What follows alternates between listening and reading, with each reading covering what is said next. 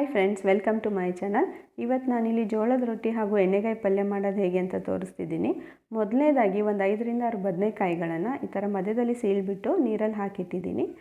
ಇವಾಗ ಸ್ಟಫಿಂಗಿಗೆ ಮಸಾಲ ರೆಡಿ ಮಾಡ್ಕೊತಿದ್ದೀನಿ. ಒಂದು ಸ್ವಲ್ಪ ಹುಣಸೆಹಣ್ಣು ಎಕ್ಸ್ಟ್ರಾಕ್ಟಿಗೆ ಒಂದು 5ರಿಂದ 6 ಸ್ಪೂನ್ ಆಗುವಷ್ಟು ಹುರಿದಿರುವಂಥ ಕಡಲೆ ಬೀಜ ಪೌಡರ್ ಹಾಕಿದ್ದೀನಿ.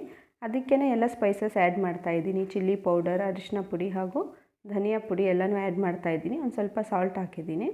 ಇವಾಗ ರೆಡಿಯಾಗಿರುವಂತಹ ಮಸಾಲಾನ ಬದನೆಕಾಯಿ ಒಳಗಡೆ ಫಿಲ್ ಮಾಡ್ತಾಯಿದ್ದೀನಿ. ನೋಡಿ, ಈ ಥರ ನೀಟಾಗಿ ಬದನೆಕಾಯಿ ಒಳಗಡೆ ಈ ಮಸಾಲಾನ ಫಿಲ್ ಮಾಡಬೇಕು.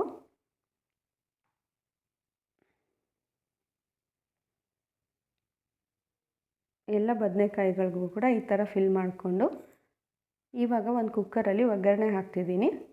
ಒಂದು ಸ್ವಲ್ಪ ಎಣ್ಣೆ ಹಾಕಿಬಿಟ್ಟು ಸಾಸಿವೆ, ಜೀರಿಗೆ,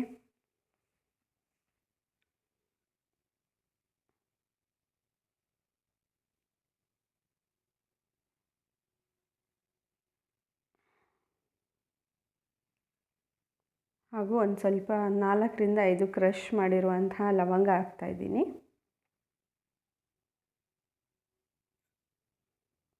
ಇದಾದ ನಂತರ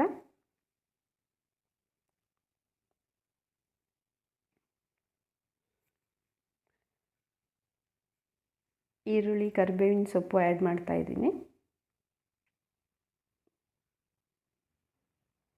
ಇವಾಗ ಚೆನ್ನಾಗಿ ಮಿಕ್ಸ್ ಮಾಡ್ಕೊತಿದ್ದೀನಿ.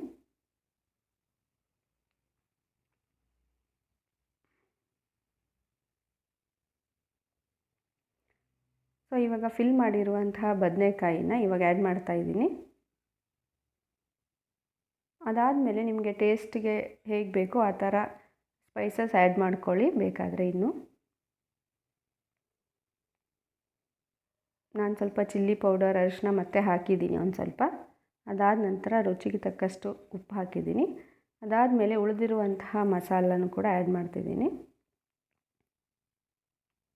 ಒಂದು ಸ್ವಲ್ಪ ನೀರು ಹಾಕಿಬಿಟ್ಟು ಕನ್ಸಿಸ್ಟೆನ್ಸಿ ನೋಡಿ ಮೀಡಿಯಮ್ಮಲ್ಲಿ ನೀರು ಹಾಕಿ ಒಂದು 3 to 4 ವಿಸಿಲ್ಸ್ ತೊಗೋತಿದ್ದೀನಿ.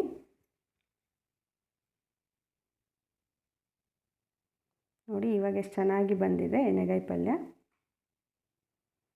ನೆಕ್ಸ್ಟ್ ಇವಾಗ ಜೋಳದ ರೊಟ್ಟಿ ಮಾಡೋದು ಹೇಗೆ ಅಂತ ತೋರಿಸ್ತಿದ್ದೀನಿ. ಇಲ್ಲಿ ಒಂದು ಸ್ವಲ್ಪ ಜೋಳದ ಹಿಟ್ಟು ತೊಗೊಂಡಿದ್ದೀನಿ. ಸೊ ಅದಕ್ಕೆ ಒಂದು ಸ್ವಲ್ಪ ಸಾಲ್ಟ್ ಹಾಕಿಬಿಟ್ಟು ಉಗುರು ಬೆಚ್ಚಗೆ ನೀರನ್ನು ಹಾಕ್ತಾಯಿದ್ದೀನಿ. ವಾರ್ಮ್ ವಾಟರ್ ಹಾಕ್ತಿದ್ದೀನಿ. ಹಾಕಿಬಿಟ್ಟು ಚೆನ್ನಾಗಿ ಈ ಥರ ನಾದ್ಕೋತಾ ಇದ್ದೀನಿ. ಅದಾದ ನಂತರ ರೊಟ್ಟಿ ತಟ್ತಾಯಿದ್ದೀನಿ.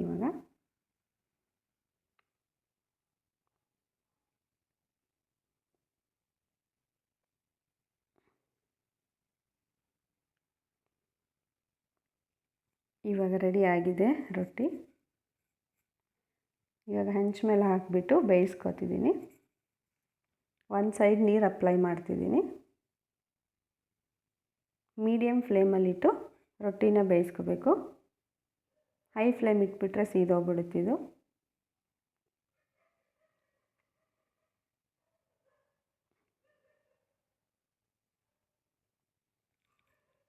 ಅದಾದ ನಂತರ ಎರಡೂ ಸೈಡಲ್ಲಿ ಚೆನ್ನಾಗಿ ಬೇಯಿಸ್ಕೋಬೇಕು.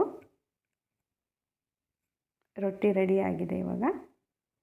ಸೊ ನೋಡಿ, ರೊಟ್ಟಿ ಹಾಗೂ ಎಣ್ಣೆಗಾಯಿ ಪಲ್ಯ ರೆಡಿಯಾಗಿದೆ. Thanks for watching. ಯಾರೆಲ್ಲ ನೋಡ್ತಾ ಇದ್ದೀರಾ, ಪ್ಲೀಸ್ ನನ್ನ ಚಾನಲ್ನ ಸಬ್ಸ್ಕ್ರೈಬ್ ಮಾಡ್ಕೊಳ್ಳಿ, ಲೈಕ್ ಮಾಡಿ, ಶೇರ್ ಮಾಡಿ ಹಾಗೂ ಕಮೆಂಟ್ ಮಾಡಿ.